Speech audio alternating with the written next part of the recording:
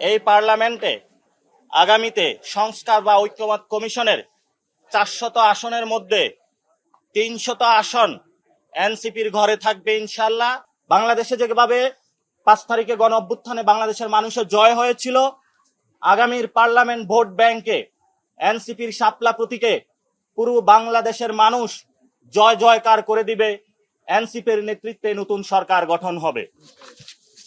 এবং এখানে একটি প্রশ্ন এসেছে যে আমাদের দ্বিতীয় প্রতীক কি।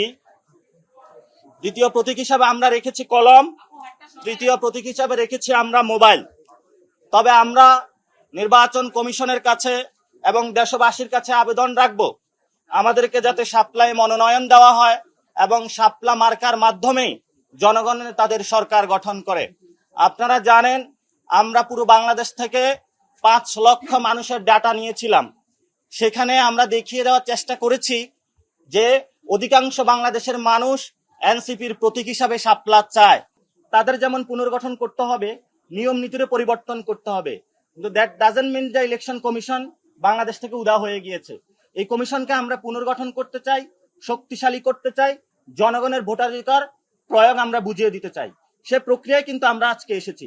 এর মধ্যে আমরা বলে যেতে চাই, আমরা আজকেও বলছি ইলেকশন কমিশন পুনর্গঠন প্রয়োজন।